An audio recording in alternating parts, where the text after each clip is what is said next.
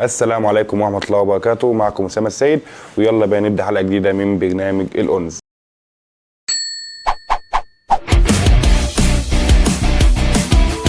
حلقة النهارده هنقسمها لفقرتين. الفقرة الأولى مباراة النادي الأهلي ونادي الداخلية، والفقرة الثانية لقاء نادي الزمالك ونادي إنبي. النادي الأهلي بدأ تشكيل مختلف نسبيا عن لقاء النادي الزمالك في السوبر. ليه بقى؟ عشان في غيابات. أبرز الوجوه الجديدة محمد فخري، كريم فؤاد، عودة النجم محمد شريف، ووجود محمد اشرف الباك الشمال. التشكيل ده بيثبت لك ان الراجل ما عندوش غير اللعيبه اللي بتأدي ومتألق في التدريبات. انت اللي هتلعب. هتقول لي لا ده مش تشكيل عشان خاطر الغيابات، اقول لك ماشي، مع احمد عبد القادر بره كان ممكن ننزله مكان كريم فؤاد، لكن الراجل اختار كريم فؤاد عشان الراجل متألق في الفتره الاخيره. لسه نبدا اللقاء وجايبين الكشكول والقلم بتاعنا عشان نشوف تحليل اللقاء. بنبص لقينا سهو عالمي من حمدي فتحي يستلموا كريم فؤاد ويعدي ويمرر كوره ممتازه لمحمد شريف عشان يجيب الهدف الاول للنادي الاهلي. بالمناسبه ده اسرع هدف لحد دلوقتي منذ انطلاق الدوري. بعد الهدف الاول كنت لسه بفكر وبقول ان النادي الاهلي هيبقى عنده سلاح مهم اللي هو الكوره الطوليه خلف المدافعين اللي بيسيرها كريم فؤاد. ولسه بتكلم كوره كوبي بيست من الهدف الاول بتتلعب لكريم فؤاد اللي بيخطف برضه ورا المدافعين عشان يستلم ويسدد كوره برجليه الشمال صاروخيه يتصدى لها حارس الداخليه عشان كمل فيها حمدي فتحي ويسجل هدف اللقاء الثاني. بصراحه دي تبين لك ان مارسيل كولر دي طريقه لعب هو معتمد عليها. الكره اتلعبت مره واثنين وثلاثه في اكتر من 5 دقائق. اي حد بيشوف اللقاء هيقول لك الاهلي هيعمل حفله في الشوط الاولاني، لكن النادي الداخليه حاول يلم ويقف على رجليه وفعلا استعاد جزء من قوته وبهجمه مرتده خطا من اكرم توفيق وخطا من محمد الشناوي. عشان كده النادي الداخليه قدر يسجل هدف في اللقاء الاول. بالنسبه للنادي الداخليه بعد الهدفين ما اهتزش قوي وحاول يمسك نفسه، بدليل انه هدد مرمى محمد الشناوي واحرز هدف في الشوط الاول. النادي الاهلي بعد مرور 25 دقيقه بدا تبان ملامح اللعب اللي هي ايه؟ ان هم بيجمعوا الكوره وتتلعب الطوليه لكريم فؤاد اللي بيستلم ويعدي، ودي بقى سلاح مهم بالنسبه للنادي الاهلي.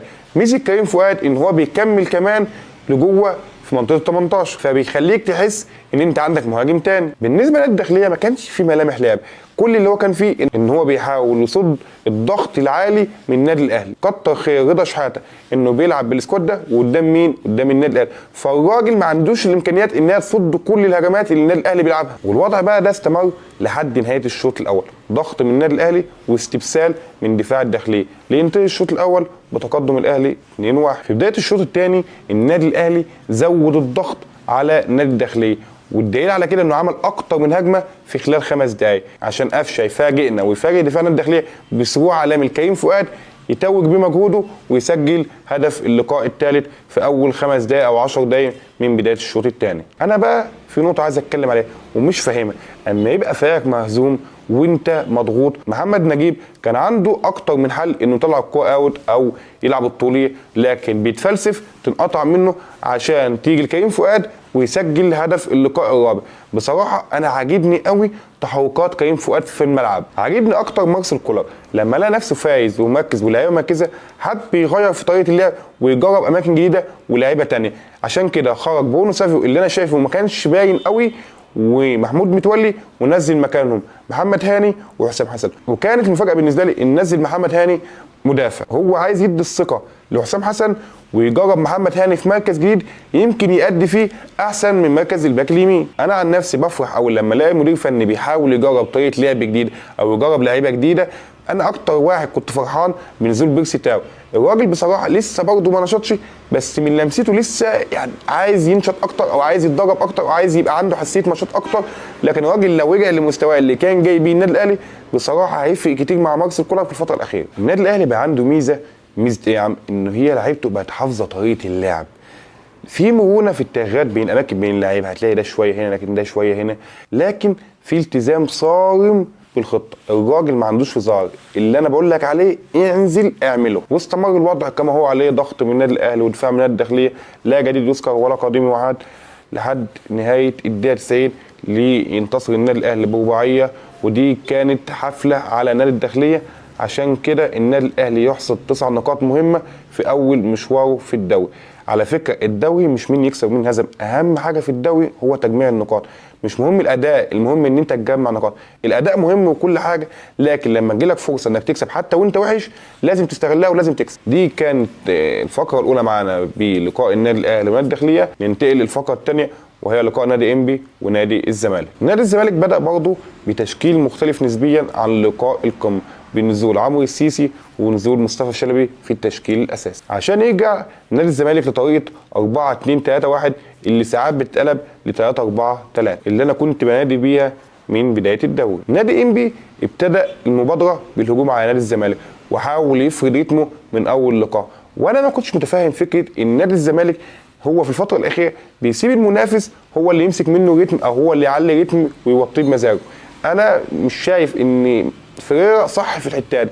فريرا عودنا ان هو اول ما يبدا اللقاء بيهاجم على الخصم على طول. في حاجه كمان انا بنتقد فيها فريرا او مش بنتقده، انا عاوز افهم اما يبقى عندك لاعبين زي عبد الله جمعه ولاعب بقيمه محمد عبد الشافي وتلعب بعمر جابر باك شمال ليه؟ انا بصراحه مش فاهم السبب. نادي الزمالك بدأ على استحياء يهاجم نادي انبي، بس هو مش ماسك المبادرة، لا هو سايب اللعب كله الانبي، والكوره اللي اتنقطع بيحاول يلعب بيها هجمه مرتده سريعه عشان يخطف بيها دفاع نادي انبي. الزمالك زي ما قلت لك لسه عنده البطء في بناء الهجمه، وده بان اكتر في الشوط الاول. ليه بقى؟ عشان ما عندوش اللاعب اللي ينقل الهجمه من الدفاع للهجوم على طول. الكوره بتعدي على اكتر من لعيب وبتاخد اكتر من الوقت المعتاد في بناء الهجمه، فالزمالك عنده بطء شديد في بناء الهجمه، وده اللي احنا قلناه في كذا حلقه من الحلقات اللي فاتت. بعد اول ثلث ساعه الزمالك بدا هو اللي يهاجم اكتر على نادي انبي، وبدا يضغط نادي انبي وهدد مرمى انبي بكذا كوره، اختارهم كوره مصطفى شلبي اللي كان ظاهر اكتر في الشوط الاول. كان مصطفى شلبي وكان عمرو السيسي، بس عمرو السيسي بصراحه كان باين اكتر من مصطفى شلبي.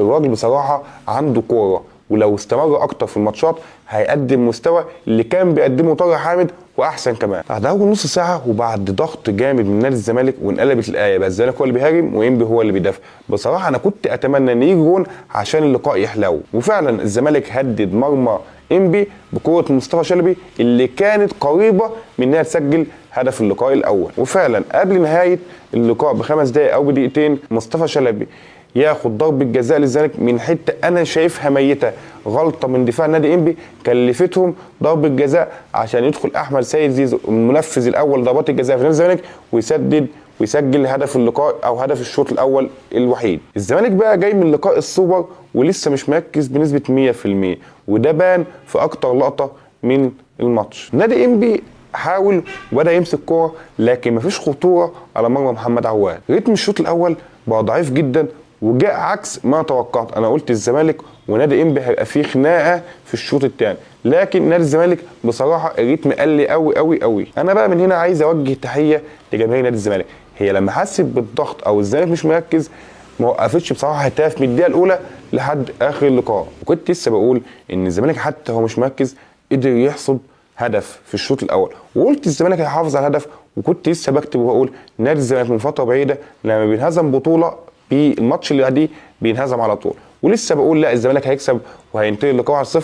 عرضيه من نادي انبي وسرحان من دفاع نادي الزمالك عشان يحرز نادي انبي هدف التعادل وينتهي اللقاء بتعادل نادي الزمالك 1-1.